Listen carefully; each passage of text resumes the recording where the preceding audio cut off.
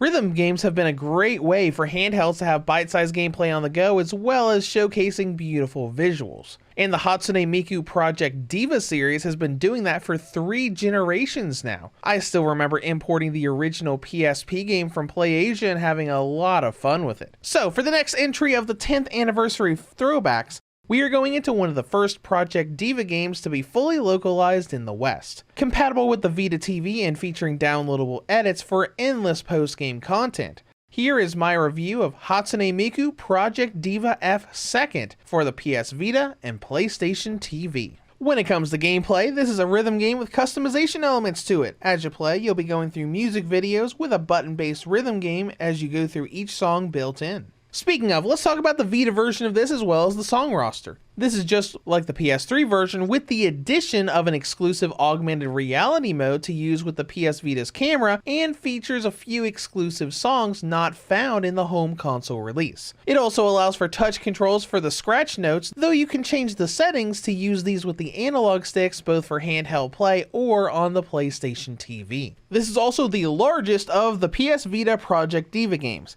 Despite having a sequel with Project Diva X, F2nd features 42 songs, while F contains 38 and X only has 30. Granted, it's nothing compared to Mega Mix on the Switch with over 100 songs not counting DLC, but this is definitely the most bang for your buck on the Vita. As far as what songs are here, we've got a lot of returning and iconic ones like World Is Mine, Luka Luka Night Fever, as well as the popular Polka in its tutorial. Now to play the game, you simply play through the song. Rhythm game mode lets you tackle different songs, unlocking more as you clear old ones. And playing is pretty simple. A music video will go in the background while notes fly towards button inputs, having you use the face buttons, D-pad, and the analog sticks or touchscreen for each hit. This is a pretty simple concept, though it does get technical on the higher difficulties when you have harder and faster input sets. And that's pretty much all you have. You do have little chance time segments in each song where you get bonus points for keeping a combo going, which does add to how much currency you get at the end of the song,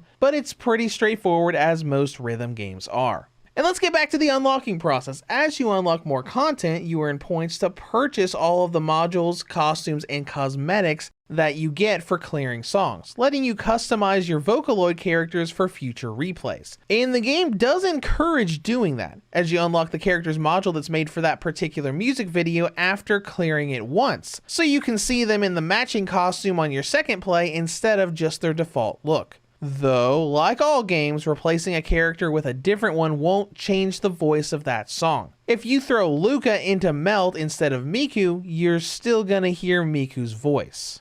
Outside of just the rhythm game, there are a few interesting things you can do here. There's Diva Room, where you can decorate and play minigames with the Vocaloids, like tapping them with the touchscreen. You don't really get or earn anything from these for the main rhythm mode. It's just a fun little side thing you can do to gain affinity with them and unlock little events. But far more interesting than that is Edit Mode. This lets you create your own edited music videos and share them with others. You can download the Edit Mode DLC and access hundreds upon hundreds of user creations that can be downloaded and played like any of the built-in songs for the game. And yes, 9 years later in 2023, this downloadable content is still available to grab and download from the PlayStation Network. So you can dive in today and still access all of those network features. Now, I've said a lot of good things about this game, but mechanically there is one issue I have, and to be honest, it's not even an issue on the Vita. When you play this game on the PlayStation TV, there is a bit of an issue with the input lag. While we do have a calibration function that'll help you accommodate to the delay of your controller and TV, it isn't perfect. It's significantly better than by default, but I wasn't able to tackle really anything higher than normal because of how it is on the Vita TV. That's all I got for gameplay, so let's dive into content and length. With 42 songs built in, you can get a good few hours out of this game. We aren't talking a crazy amount of time, but enough to enjoy the music, and then if you really like it, you can dive into that edit mode if you want to keep playing with all of the user-created stuff out there. Next up is presentation, and this series has always looked beautiful regardless of platform. The original looked great on the PSP, and this looks great on the Vita. While there are some small jaggies here and there around Miko's hair, it's a very colorful and just good looking game. Performance is nice as well. The game does sport a lot of load times, but the beauty about this is how they handled it back then. The loading sequences aren't all that long, and you get to see random fan art of the Vocaloids during these loading sequences, making it still a bit of fun to watch the loading screens.